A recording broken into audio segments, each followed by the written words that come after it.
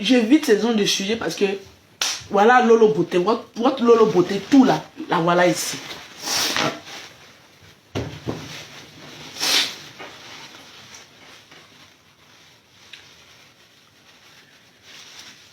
Je devais avoir 6 enfants.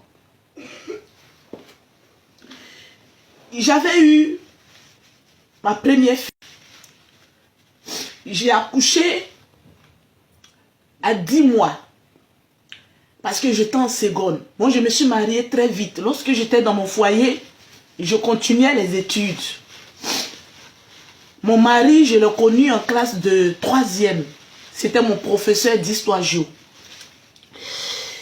Et puis, on est restés ensemble. J'ai eu mon BPC et puis j'étais en seconde lorsque j'ai pris la grossesse de ma première fille qui a fait 10 mois dans le ventre. Et je suis allée déclencher la grossesse pour que j'accouche tôt. Ça fait 3 fois plus mal qu'un accouchement normal. Parce que je devais aller à l'école. J'ai accouché en octobre. Ma fille, je l'ai accouchée le 3 octobre. Je devais accoucher en septembre. Attends, juillet, août. Je devais accoucher août, septembre, octobre. Je devais accoucher en septembre. Mais malheureusement, ça a plus duré. Et j'ai accouché en octobre parce que la rentrée avait déjà commencé. Et j'étais pris par le temps. Parce que oui, il faut faire les enfants. Mais mes études étaient primordiales. Donc je suis allée déclencher la grossesse. J'ai failli même passer. J'ai failli mourir. Parce que pour un premier accouchement qui est déjà difficile, et quand tu vas déclencher, ça fait 3 fois plus mal qu'un accouchement normal. Et j'ai accouché. Ma deuxième fille, elle, je l'ai accouchée normalement. Ma troisième grossesse, je cherchais tellement un garçon. Parce que j'avais eu 2 filles. Donc, j'étais obsédée de faire un garçon. Et quand j'ai pris la grossesse à 3 mois, j'avais arrêté les études, mais je faisais le commerce. Donc, à 3 mois de grossesse, je me souviens, j'étais allée en brousse parce que je ramenais des camions de charbon. Les charbons qu'on vend en Afrique, là. Moi, je vendais du charbon. Je partais chercher du charbon en brousse. J'envoyais en ville et puis je vendais en gros. Souvent même, je vendais en détail. Quand on vend charbon 100 francs, là, moi, j'ai vendu ça. Donc, ce jour-là, je suis allée en brousse à 3 ou 4 mois de grossesse parce que je ne connaissais pas encore le sexe. Et puis, en brousse, on est allé avec une moto. Donc, il y avait tellement de... La route n'est pas bien faite. Donc, il y avait tellement de secousses. Et j'ai commencé à avoir mal au ventre. Donc, c'était un Burkinabé qui faisait mon charbon. Très gentil.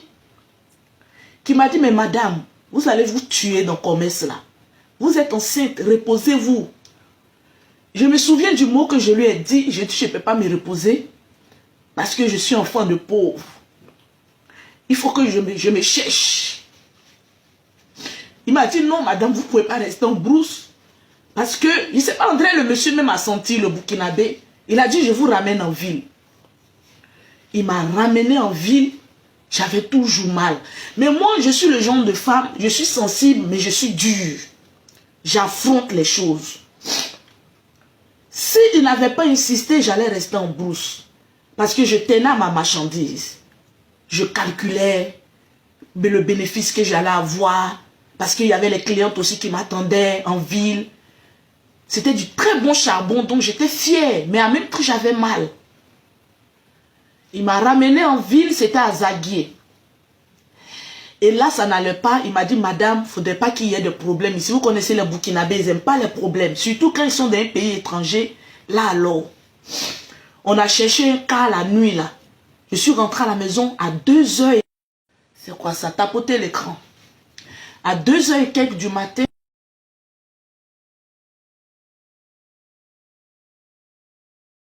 la sage-femme a prescrit. Et aux environs de 10h, j'ai fait une fausse couche. Quand j'ai fait la fausse couche, une fausse couche, regardez dans l'état que je suis à chaque fois que je parle de cette fausse couche. Et vu que ma mère habitait à côté de moi, c'est elle qui est venue, parce que je ne voulais même pas regarder ce qui était tombé de mon ventre. C'est ma mère qui est venue.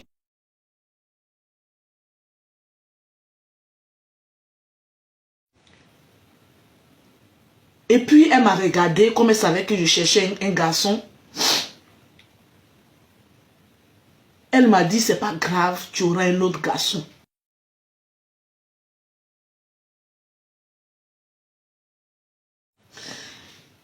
Les Africains aussi font la dépression.